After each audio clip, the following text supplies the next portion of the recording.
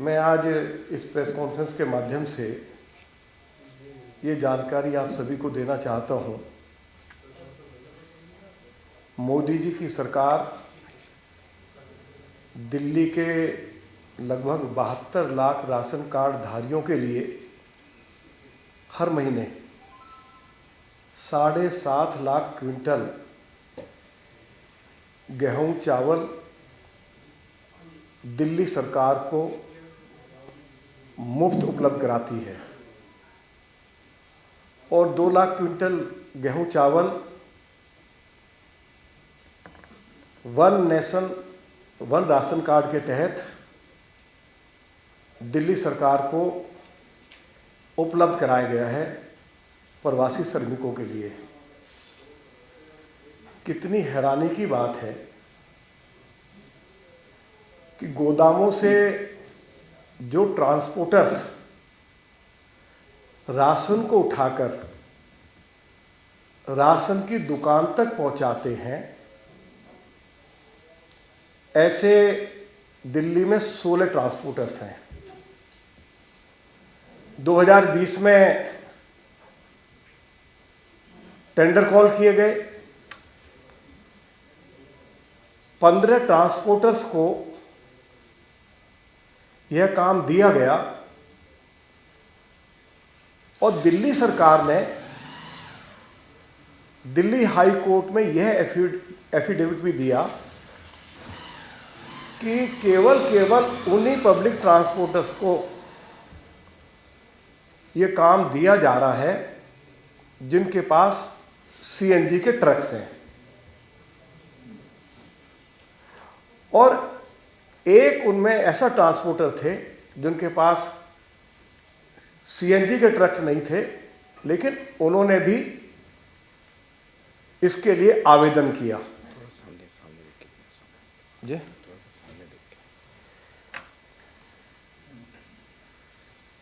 तो उनके पास सीएनजी के ट्रक्स नहीं थे। जब उनको यह कार्य नहीं मिला तो वह ट्रांसपोर्टर हाई कोर्ट गए और हाई कोर्ट में दिल्ली सरकार ने यह एफिडेविट दिया कि केवल हम दिल्ली में उन्हीं ट्रांसपोर्टर्स को गोदामों से गेहूं चावल उठाकर राशन दुकान तक पहुंचाने के लिए ठेका देंगे जिनके पास सीएनजी के ट्रक्स हैं। ये एफिडेविट दिया है। वो एफिडेविट अभी आपके सामने श्री हमारे प्रवीण शंकर कपूर जी उसके बारे में आपको मेरे बोलने के बाद आपको इसकी जानकारी देंगे। जिस ट्रांसपोर्टर के पास डीजल के ट्रक्स थे उसको कोई रिलीफ नहीं मिला, लेकिन चोर दरवाजे से उसको भी यह काम दे दिया गया 1 जॉन का, और कुल मिलाकर 16 ट्रांसपोर्टर्स हो गए। दिसंबर 2022 में ठेके की सीमा समाप्त हो गई। जुलाई 2022 में नए टेंडर कॉल किए गए और आपको जानकर हैरानी होगी कि जो नए टेंडर कॉल किए गए हैं उसमें क्या शर्तें रखी हैं कि सीएनजी के ट्रक्स के साथ आप डीजल के ट्रक्स भी ट्रांसपोर्टेशन के लिए इस्तेमाल कर सकते हैं, जबकि दिल्ली में डीजल के ट्रक्स बैन है, रजिस्ट्रेशन ही नहीं हो सकता। और यह एफिडेविट दिल्ली की सरकार ने दिल्ली हाई कोर्ट में दिया है। अब दिल्ली सरकार कहती है कि 10 टन से ऊपर की जो गाड़ियां हैं केवल उन्हीं को ट्रांसपोर्टेशन का काम दिया जाएगा, और 10 टन से ऊपर की जो गाड़ी है वो डीजल की होती है 18 टन से लेकर 30 टन तक की 16 पहियों का जो ट्रक होता है उसके ऊपर दिल्ली में बैन लगा हुआ है। और सीएनजी के जो ट्रक्स हैं वो 6.5 टन से लेकर 10 टन तक होते हैं। अब इन्होंने कहा है कि 10 टन से बड़ी गाड़ी होनी चाहिए। अब यदि आप बड़ी गाड़ियों को अनुमति दे रहे हैं तो हमारा कानून उसके लिए अनुमति नहीं देता है। और पिछले 2 महीने से जो नेशनल फूड सिक्योरिटी एक्ट के तहत दिल्ली के 72 लाख लोगों को मुफ्त राशन उपलब्ध कराया जाता है, वह भी नहीं उठाया गया। और 7.5 लाख क्विंटल राशन जो प्रधानमंत्री गरीब कल्याण अन्न योजना के तहत 72 लाख राशन कार्ड धारियों को उपलब्ध कराया जाता है, वह भी नहीं उठाया जा रहा है। और 2 लाख क्विंटल राशन जो प्रवासी श्रमिक है, one nation one ration card के तहत उपलब्ध कराया जा रहा है, वह भी गोदामों से नहीं उठाया जा रहा है। तो आज मैं अरविंद केजरीवाल से पूछना चाहता हूं, यदि दिल्ली में बड़े ट्रक्स को चलाने पर रोक लगी हुई है, तो आपने सीएनजी के ट्रक्स को क्यों रोका है इस काम से? और आपने डीजल के ट्रक्स को इस काम में कैसे सम्मिलित कर लिया जो कानून के विरुद्ध है? इसमें करोड़ों रुपए का घोटाला हुआ है। अरविंद केजरीवाल को बताना पड़ेगा कि एक बार आप हाई कोर्ट में कहते हैं कि दिल्ली के अंदर डीजल के ट्रक्स नहीं चल सकते, बैन लगा हुआ है, और दूसरी तरफ दिल्ली में 72 लाख राशन कार्ड धारियों को गेहूं चावल उपलब्ध कराने के लिए हर रोज 400 ट्रक्स की आवश्यकता है।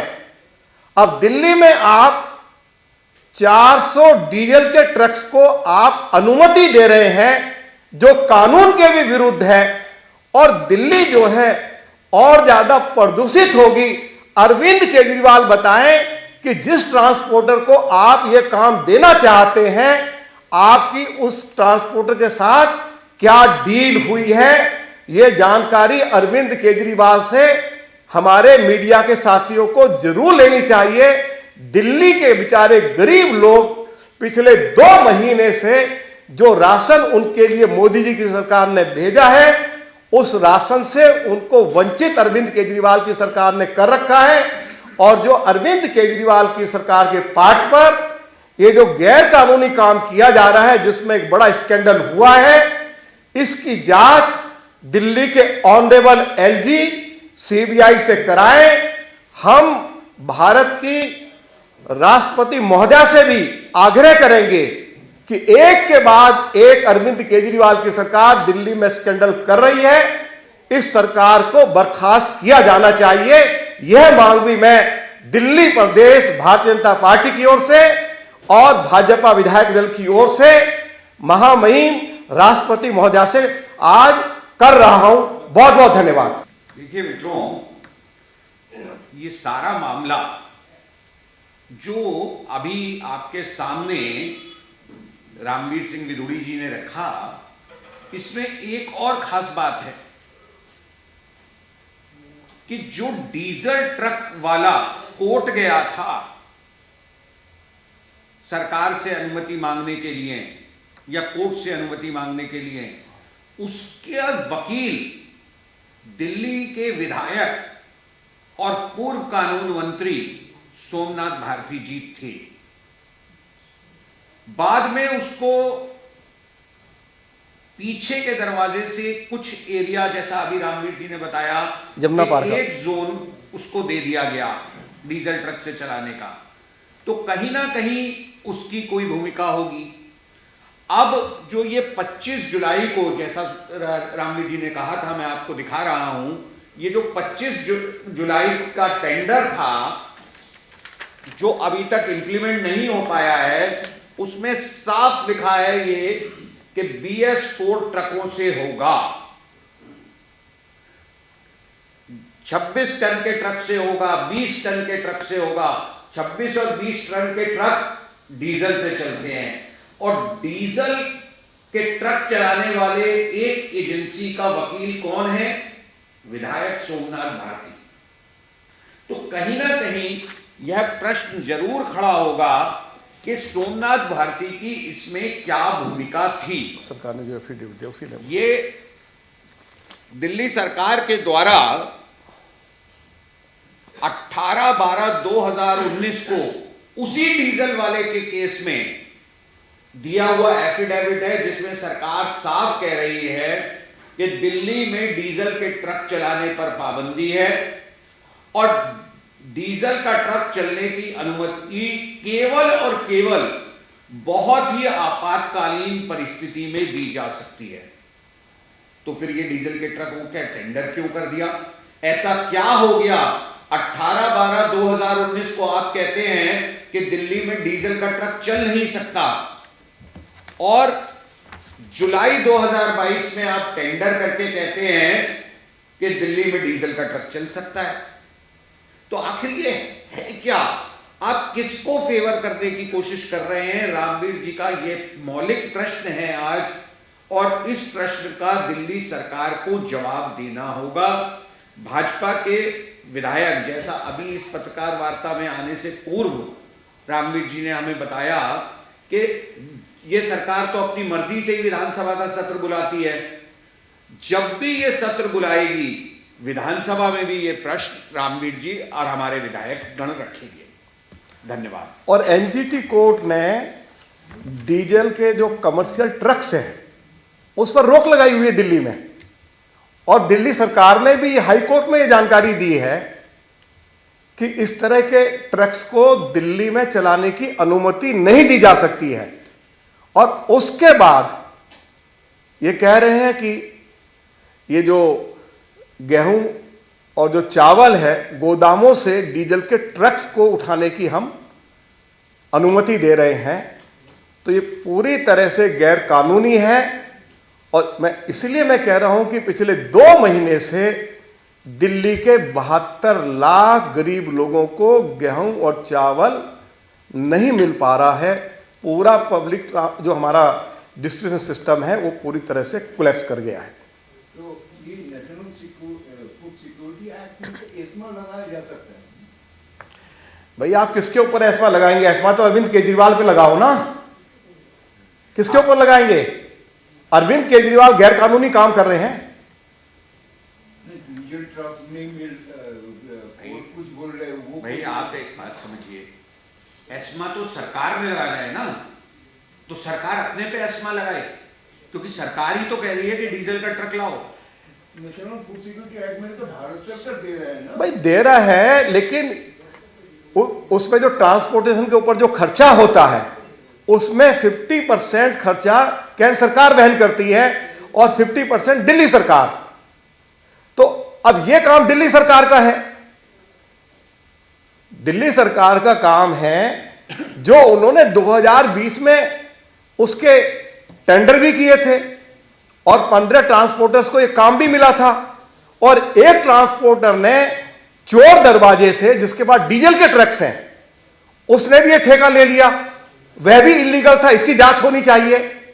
और जब दिल्ली में डीजल के ट्रक्स चल ही नहीं सकते हैं, बैन लगाया हुआ है, और अरविंद केजरीवाल की सरकार ने हाई कोर्ट में इसकी जानकारी दी है, तो अब अरविंद केजरीवाल की सरकार यह बात कैसे कह रही है कि गेहूं और चावल जो गोदामों से उठाया जाएगा, जो राशन की दुकानों तक पहुंचाया जाएगा, उसको सीएनजी के ट्रक्स नहीं उठाएंगे, डीजल के ट्रक्स उठाएंगे। तो यह अपने आप में एक गैर कानूनी कदम जो दिल्ली की सरकार ने उठाया है, इसकी पूरी जांच पड़ताल होनी चाहिए और जो भी दोषी है उनके खिलाफ एफआईआर होनी चाहिए। सर एक सवाल है विदुर जी, कोविड के जो मामले हैं बढ़ना शुरू हो गए, चाइना में हालत काफी खराब हो गई है। केंद्र ने कल बैठक किया, अरविंद केजरीवाल बैठक ले रहे हैं। इस बीच 24 तारीख को दिल्ली में भारत जोड़ो यात्रा भी है, तो बीजेपी का क्या स्टैंड है? क्या आप लोग एसडी से कुछ अपील करेंगे कि रिस्ट्रिक्शंस बढ़ाई जाएं या कुछ सावधानियां बरती जाएं? नहीं नहीं, सावधानी तो बरतनी चाहिए। आज दिल्ली के मुख्यमंत्री ने इस विषय को लेकर बैठक बुलाई, अच्छा होता कि ऑल पार्टी मीटिंग बुलाई होती और अपोजिशन से भी सुझाव मांगे गए होते। लेकिन अरविंद केजरीवाल इस तरह की बैठकों से भागते हैं, अपोजिशन के साथ वो कभी बैठक करते नहीं, हाउस में भी अपोजिशन को बोलने का अवसर देते नहीं। एलजी को सुझाव भेजेंगे आप? नहीं, अभी देखिए भारत के जो स्वास्थ्य मंत्री हैं उन्होंने इस संबंध में बैठक बुलाई थी और हर सप्ताह होगी, और जो कुछ उनको कहना था उन्होंने अपने सुझाव सभी राज्य सरकारों को भी दिए हैं और डायरेक्शन भी दी है। देखिए पहले मैं आपके पहले प्रश्न का जवाब दे देता हूँ। जो इन्होंने टेंडर कॉल किया उसके विरोध में जो ट्रांसपोर्टर्स हैं जिनके पास सीएनजी के ट्रक्स हैं वे हाई कोर्ट गए और हाई कोर्ट ने इसको स्टे कर दिया है। ये इसकी अभी लेटेस्ट ये इसकी स्थिति है। तो अब आप कोई गलत काम करेंगे तो आदमी कहां जाएगा? अगर सरकार नहीं सुनेगी तो कोर्ट के पास जाएगा।